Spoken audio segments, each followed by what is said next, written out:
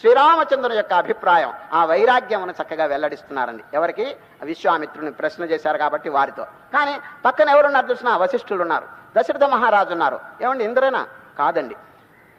ఈ వశిష్ఠులు వారు విశ్వామిత్రులు బోధ చేయబోతున్నారని తెలుసుకుని ఎక్కడెక్కడ జిజ్ఞాసులు, ముముక్షువులు, తరించాలని కుతూహలం కలిగినటువంటి అనేక మంది భక్తులంతా వచ్చి అక్కడ సమావేశమైనారు.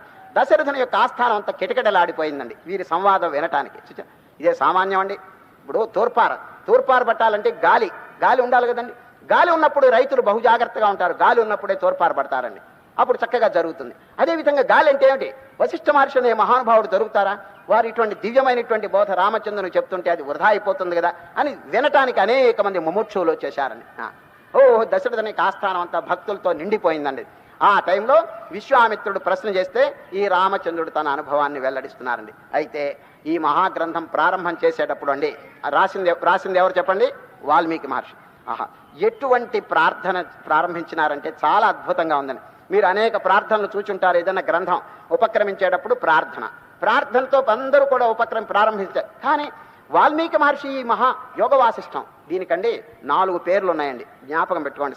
మొదటి రోజు కాబట్టి యోగ వాసిష్టం అనేది ఒక పేరండి, వాసిష్ఠ మహారామాయణం ఇంకొక పేరండి, జ్ఞాన వాసిష్టం ఇంకొక పేరు, వశిష్ఠ గీత. చూడండి 4 పేర్లు ఉన్నాయి. ఏ పదం మీరు విన్నప్పటికీ కూడా ఒకే గ్రంథం అని చెప్పి అనుకోండి. 4 గ్రంథాలు కాదండి. యోగ వాసిష్టం, వాసిష్ఠ మహారామాయణం ఇదండి ఒరిజినల్ బుక్స్ అండి, 32,000. జ్ఞాన వాసిష్టం 6,000 అండి, తగ్గించేశారు దాంట్లో. వశిష్ఠ గీత అండి 8,000. చూచారు? సారం పిండి ఈ 2 గ్రంథాలు, మూల గ్రంథాలు 2, వాసిష్ఠ మహారామాయణం, యోగ వాసిష్టం. అది దాన్ని ప్రారంభం చేస్తూ వశిష్ఠులు వారు చెప్పబోతుంటే అనేక మంది భక్తులంతా వచ్చి ఇక్కడ కూర్చుంటే ఇక వాల్మీకి మహర్షి అంతా రికార్డు చేసి పారేశారు. ఇక్కడ జరిగే విషయం వారు ఏం చెప్తున్నారో అంత రికార్డు చేసి మనందరికీ కూడా మనకు ఒప్పచెప్పారండి.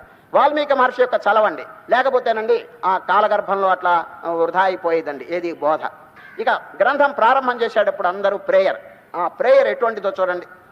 సాకారమైనటువంటి వారిని చాలా మంది ప్రార్థన చేస్తారు. ఒక ఆకారం చూడండి, శివుడు లేక విష్ణువు, నారాయణమూర్తి, రామచంద్రుడు, కృష్ణ పరమాత్మ, ఏదో ఒక ఆకారం, ఇవన్నీ ఉపాధులండి. ఒక చిన్న స్వరూపం, ఆ స్వరూపాన్ని అందరూ ప్రార్థన చేస్తుంటారు కదండి.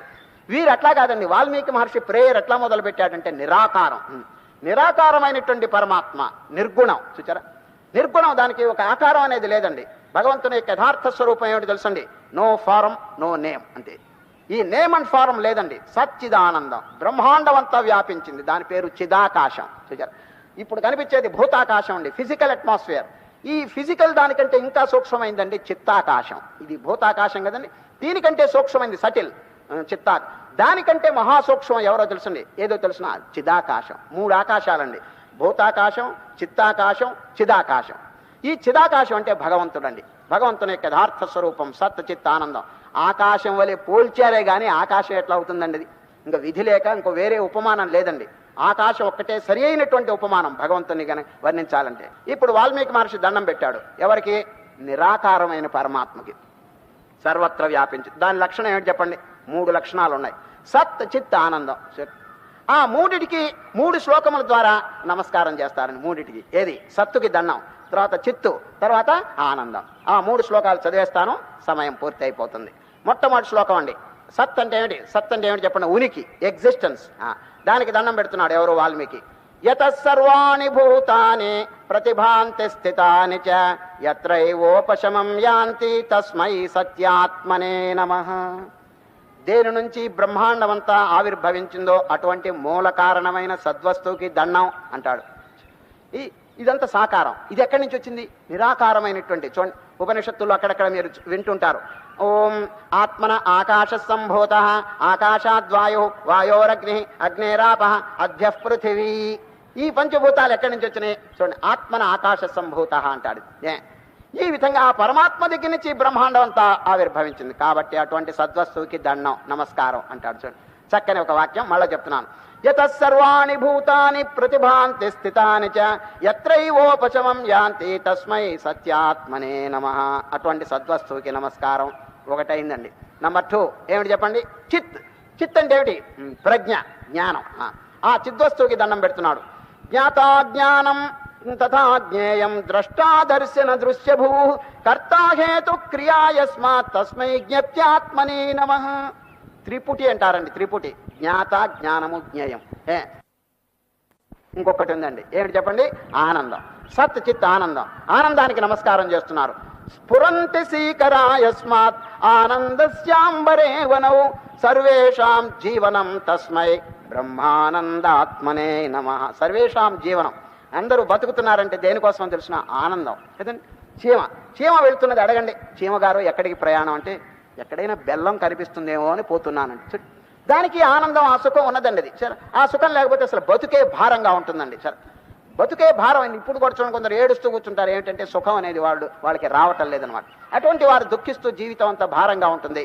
కనుక సర్వేషాం జీవనం, ఆ ఆనందం ఎటువంటిదంటే ఈ రాజులు, చక్రవర్తులు, ఇంద్రుడు అనుభవించే ఆనందం, it is a drop in the mighty ocean. ఆ బ్రహ్మానందం అనేటువంటి సముద్రంలో ఈ చక్రవర్తులు అనుభవించే సుఖం ఒక బిందు అంటాడని మన ఉపనిషత్తుల్లో, శాస్త్రాల్లో చూడండి. అటువంటి బ్రహ్మానందమునకు నమస్కారం అంటాడు. అది పరమాత్మ యొక్క స్వరూపం అండి. అక్కడ గనక వెళితే ఇంకా రాజ్య సుఖాలు ఇవన్నీ ఒక లెక్కండి. ఇంద్రంచ మన్యతే రంకం అంటాడు శాస్త్రంలో. ఇంద్రుడు ఆ ఆనందాన్ని చూచి ఐఎమ్ ఏ బెగ్గర్. రంకం అంటే బెగ్గర్ అంటే భిక్షుకుడు. నేను ఈ ఆనందం కోసం ఈ ఇంద్ర ఆనందం ఎంతో గొప్ప అని చెప్పి నేను అనుకుంటున్నానే, నా ఆనందం ఎటువంటి తెలిసినా ఇదిగో బిచ్చగాడి ఆనందం అంటాడు చూడండి. ఆ పరమాత్మ దగ్గర ఆనందం, ఆ బ్రహ్మానందం దగ్గర నా సుఖం ఒక లెక్క అంటాడు. ఇంద్రంచ మన్యతే రంకం. రంకం అంటే బెగ్గర్. ఇంద్రుడు అండి తను ఒక భిక్షుకుడుగా అనుకుంటాడు, నేను ఒక బీదవాణ్ణి. ఎక్కడ? ఇదిగో అనంతమైనటువంటి ఆనంద స్వరూపం దగ్గర. అటువంటి స్వరూపం నిజంగా అందరి యొక్క హృదయంలో ఉంటే, నారాయణ మనుషుడు ఏడుస్తూ కూర్చున్నాడంటే దానికి అర్థం ఉందండి. ఈ రోజు వశిష్ఠుల వారి యొక్క బోధ కోసం మనం కాచు కూర్చున్నాం చెప్తే వారు మొదలు పెడుతున్నారని సార్. వశిష్ఠు మీకు అభిప్రాయం కలగచ్చు. 32,000 శ్లోకములు అనర్గళంగా బోధ చేసేటువంటి వశిష్ఠ మహర్షి ఫస్ట్ లెసన్ ఏమి చెప్తారు? మొట్టమొదటి బోధ చూడండి. అక్కడ కృష్ణ పరమాత్మ ఏం చెప్పాడు? నిర్భయత్వం, ధైర్యం, ఉత్సాహం, బి ఫియర్లెస్ అనేటువంటిది కృష్ణుడు చెప్పారు. ఇక్కడ వీరేం చెప్పారు తెలుసండి? ప్రయత్నం. సాధన చేయకుండా ఎవ్వరూ మోక్షం పొందలేరు. కాబట్టి ప్రతివారు కొంచెం కష్టపడి సాధన చేసి ప్రయత్నం చేస్తే తప్ప మోక్షం పొందలేరని మొట్టమొదట్లో చెప్తున్నారు. ఏమిటో వినండి. ప్రాక్తనం చైహికం చేతి ద్వివిధం విద్ధి పౌరుషం. మానవుని యొక్క ప్రయత్నం అండి 2 రకాలుగా ఉంటాయిటండి. పూర్వజన్మలో చేసిన ప్రయత్నం చూడండి, పూర్వజన్మలో ఏదో అలవాటైపోతుందండి, అదేమవుతుంది తెలిసిన పోదండి. ఈ జన్మలో పుట్టుకతోనే వస్తుందండి. ఏది? పూర్వజన్మ సంస్కారం. ఇప్పుడు చూడండి, ఏదైనా దొంగతనం వాడు పూర్వజన్మలో చేశాడు అనుకోండి, దొంగతనం పుట్టుకతోనే ఆ దొంగ బుద్ధి వస్తుందండి. దొంగ బుద్ధి వస్తే ఇప్పుడు ఏదైనా ఇటువంటి ఉపన్యాసంలో గనక వాడు వచ్చి కూర్చున్నాడా, మనసు మారిపోతుందండి. సార్ అయ్యో దొంగతనం మహాపాపం అని చెప్తున్నారే అని చెప్పి. కానీ పూర్వజన్మలో అలవాటు ఏం చేస్తుంది? దొంగతనం చెయ్యాలి అనిపిస్తుంది. ఇప్పుడు పెద్దల యొక్క సాంగత్యం చేత దొంగతనం మహాపాపం అని తెలుస్తుంది. రెండిటికి యుద్ధం. చూచారు, శ్రీ వశిష్ఠ వారు చెప్తున్నారు, పూర్వజన్మ చెడ్డ సంస్కారానికి ఈ జన్మ మంచి ప్రయత్నానికి యుద్ధం జరుగుతుంది. ఎవరు గెలుస్తారు? ఏది బలవత్తరంగా ఉంటుందో అది జయిస్తుంది అంటాడు. చూడండి, ఏది శక్తివంతంగా పూర్వజన్మలో అలవాట్లు గనక గట్టిపడితే ఇప్పుడు జయించడం మహా కష్టం ఉండదు. దానికి రెట్టింపు శక్తిని ఉపయోగించాలి చెప్తున్నాడు. ప్రాక్తనం అంటే పూర్వజన్మలో చేసిన ప్రయత్నం, అది వాసనా రూపంగా ఉంటుందండి. ఐహికం అంటే ఇప్పుడు ఇహలోకంలో చేసేటువంటిది. చేతి ద్విధం విద్ధి పౌరుషం ప్రాక్తనో అద్యతనే నాశో పురుషార్థేన జీయతే. ఇప్పుడు చేసే ప్రయత్నం కనుక తీవ్రంగా ఉంటే ఆ పూర్వజన్మార్జిత ప్రయత్నం అండి ఓడిపోతుందటండి. సరే బాగా అర్థం చేసుకోండి. ఆ పూర్వజన్మార్జిత అలవాట్లు పోతాయటండి ఇప్పుడు గనక తీవ్రంగా ప్రయత్నం చేస్తే. అట్లా కాకుండా ఏదో మందంగా ప్రయత్నం చేస్తే వాటి బలం ఎక్కువగా ఉంటే ఓడిపోతారండి. సరే, భగవద్గీత 16వ అధ్యాయంలో ఈ విషయం చెప్పారు. దైవాసుర సంపత్ విభాగ యోగం. ఇటు దైవశక్తి ఇటు అసుర శక్తి 2 లాగుతాయండి. ఏది గెలుస్తుంది? ఏది బలవత్తరంగా ఉందో అది గెలుస్తుందండి. అది సరే, కొందరండి ఆ పూర్వజన్మ వాసనల్ని జయించలేక ఓడిపోతారండి. సరే, ఓడిపోతారు.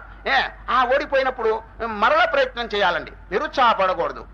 చూచారు, చిన్న దృష్టాంతం చెప్తాను. పూర్వజన్మ మాట అట్లా ఉంచండి. ఈ జన్మలోనే రేపు ఏకాదశి అని అనుకోండి. రేపు ఏకాదశి ఉపవాసం ఉంటారండి. చాలా మంది ఉపవాసం ఉంటారు. ఒక ఆయనండి పట్టుదల వహించాడు.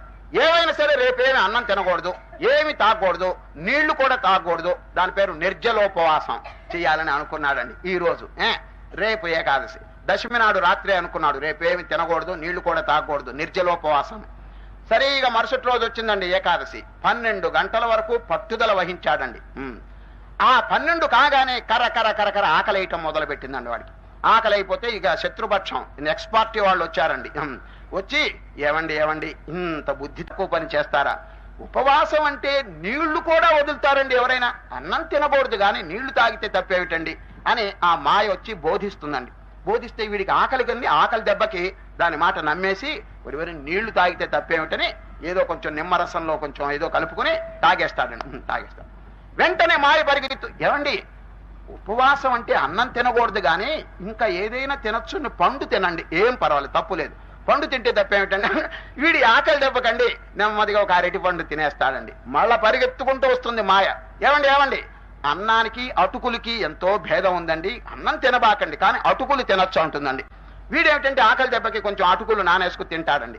మళ్ళా వెంటనే మాయ, ఏమండి ఎడతిరిగి అటుకులు తిన్నారు, ఇంకా అన్నమే తినేయండి. ఈ విధంగా పడగొట్టేస్తుందండి వాడిని. చూచారా, బహు జాగ్రత్తగా ఉండాలండి. పూర్వజన్మార్జితమైనటువంటి సంస్కారం మానవుడిని పడగొడుతూ ఉంటాయండి. ఇప్పుడు ఏదైనా నియమం పెట్టుకోవాలన్నా జరగనివ్వదండి. ఆ పాడు సంస్కారములు వచ్చి వీడిని వెనక్కి లాగేస్తాయి. కనుక వశిష్ఠుల వారు ప్రాక్తనం చైహికం చేతి ద్వివిధం విద్ధి పౌరుషం ప్రాక్తనో అద్యతనే నాశు పురుషార్థే నజ్జీయతే. ఇప్పుడు చేసే ప్రయత్నం చేత పూర్వజన్మ సంస్కారం జయించవచ్చునంటాడు. ఈ రోజు దృష్టి సృష్టి వాదాన్ని గురించి ప్రతిపాదించి కొన్ని చక్కని హితబోధలు చేస్తున్నారు. దాన్ని పురస్కరించుకుని ఎవరు? వశిష్ఠుల వారు. మొదటి బోధ ఏమిటి తెలుసండి? మానవుడు సద్గతిని పొందాలంటే, మోక్షం పొందాలంటే ఉపాయం సాధు సంగమ సచ్చాస్త్ర పరో భవసి రామచేత్ తద్దినైరేవ నోమాసై ప్రాప్నోషి పరమం పదం.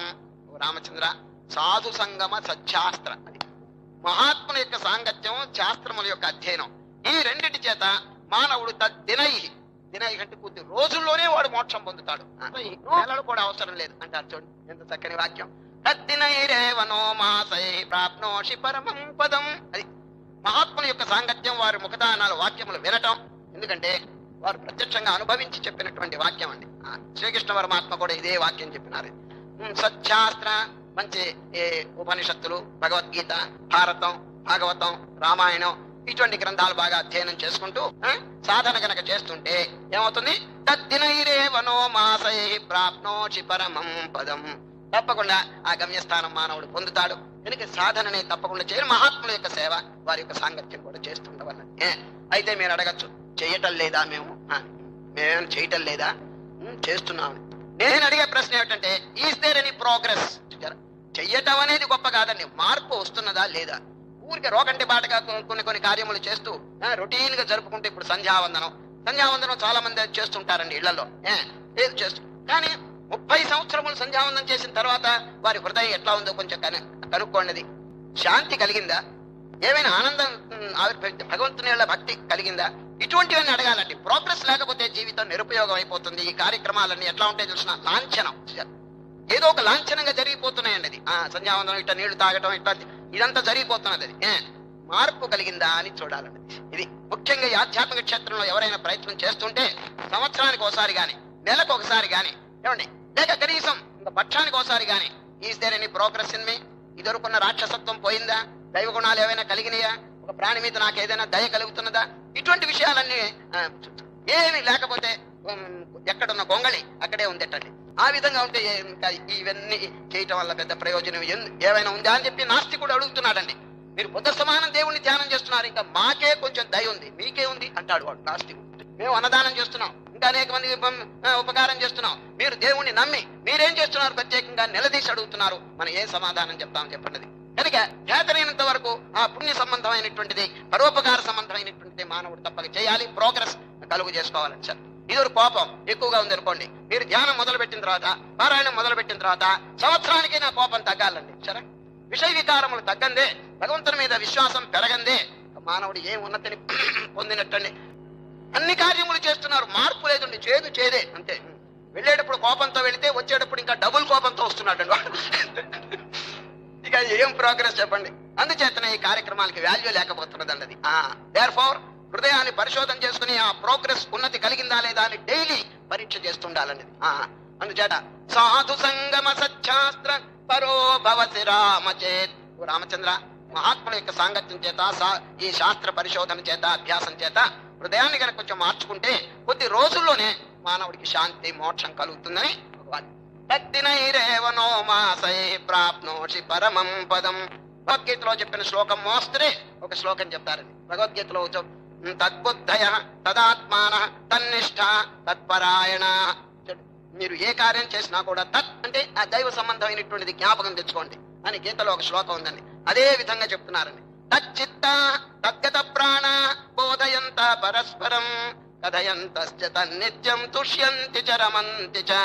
మహానుభావులు ఏం పలికినా ఆ దైవం గురించే మాట్లాడుతుంటారు. సరే, ఏమి చెప్పినా దాని గురించే చెప్తుంటారు, ఏమి అనుభవించినా దాని గురించే అనుభవిస్తారు, ఏదైనా మాట్లాడుతుంటే దాని గురించే మాట్లాడతారు. ఈ లోకాభిరామాయణం తీసుకురారండి అక్కడికి. చూడు, ఎవరైనా ఇద్దరు కలుసుకున్నారంటే అంత ప్రపంచ మాటలే మాట్లాడుకుంటున్నారు. మహనీయులు అట్లా కాదు, కేవలం ఈ దైవ సంబంధమైనటువంటి వాక్యములే. చూడండి, బోధయంత పరస్పరం, పరస్పరం ఒకరికొకరు ఈ దైవ సంబంధమైన విషయాలే మాట్లాడుకుంటారని. కథయంతశ్చ తన్నిత్యం తుష్యంతి చ రమంతి చ. అది తుష్యంతి రమంతి, దానిలోనే ఆనందం పొందుతున్నారు.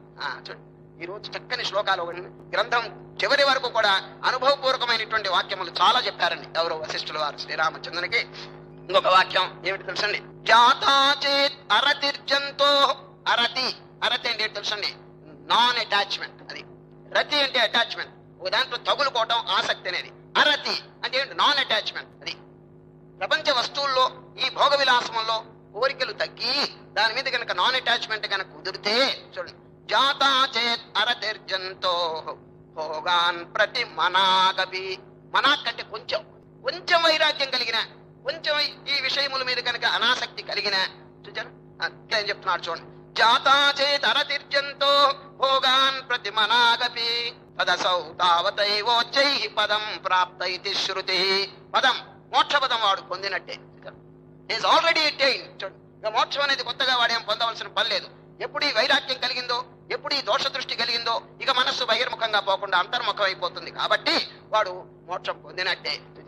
చక్కని వాక్యం మళ్ళీ చెప్తున్నాను. తచ్చిత్త జాతా చేత్ అరతిర్జంతో భోగాన్ ప్రతి మనాగపి తదసౌ తావతైవోచ్చై పదం ప్రాప్తైతి శృతి. కనుక ఆ మనస్సును ఇటువంటి విషయముల గురించి బాగా బోధ చేసి ఆ మనస్సుకి హితబోధ చేయాలని. నిన్న ఆ మనస్సును గురించినటువంటి ప్రస్తావన వచ్చినప్పుడు శ్రీకృష్ణ పరమాత్మ ఆయన తొందరపడవద్దు అని చెప్పలేదండి. డోంట్ బీ ఇన్ ఎ హరీ. ఆ మనస్సును ఒక్క పర్యాయం లోపరుచుకోవాలంటే కష్టం. అది గ్రాడ్యువల్లీ లాలయే చిత్త బాలకం అన్నారు. ఒక చిన్న పిల్లవాడు అల్లరి చేస్తున్నాడు. అల్లరి చేస్తే ఏం చేయాలి? వాడికి చక్కగా బోధ చేయాలి. అల్లరి చేయబా కానీ అట్లా కాకుండా హఠంతో వాడిని కనుక దారికి తేవాలంటే మహా కష్టం అండి, వాడు తిరగబడచ్చు. అది అందుచేత ఈ మనస్సు అనేటువంటి పిల్లవాడిని బాలకం లాలయే, అది బాగా బోధించండి, నచ్చ చెప్పండి. అది మనస్సు కనుక నచ్చ చెప్తేనండి మళ్ళీ చెడ్డ దాంట్లో ప్రవేశించండి. ఎవరు చెప్పే నాథుడు లేడు, అందువల్ల అది వినటం లేదండి. అది లాలయే చిత్త బాలకం. అది నిన్న మనస్సును గురించి చెప్పేటప్పుడు అండి, ఈ మనస్సుని హఠంగా గాని బలాత్కారంగా గాని లొంగ తీసుకున్నారా ఉపయోగం లేదండి, వేస్ట్ ఆఫ్ టైం. ఆ మనస్సు కొంత టైం అయిన తర్వాత మళ్ళా ఇట్ విల్ రెబెల్. రెబెల్ అంటే తిరగబడుతుంది అన్నది. It will make a tremendous reaction. అది ఇప్పుడు ఏకాదశి ఉపవాసం ఉన్నాం, నాలుకను జయించాం అని అనుకోవటానికి వీలుందా చెప్పండి? నారాయణ ద్వాదశి నాడు డబుల్ గా తినేస్తున్నాడు అండి వాడు. దాని మీద భోజనం మీద ఆసక్తి పోలేదండి. కనుక పోయిందని ఎవడైనా అనుకుంటే అది కేవలం అసత్యం ఉండదు. అందుచేత దానికి చక్కగా బోధ చేసి సరైనటువంటి దారిలో పెట్టడానికి మానవుడు ప్రయత్నం చేయాలి. మనస్సుని హఠం చేత కాదండి. నిన్న ఒక వాక్యం చెప్పాను, శక్తి పనికి రాదు. మనస్సును లొంగదీయటానికి శక్తి కాదండి, ఏమిటి చెప్పండి? ఉపాయం అని. నిన్న రామచంద్రుడు హనుమంతునికి బోధించింది కూడా చెప్పాను కదండి.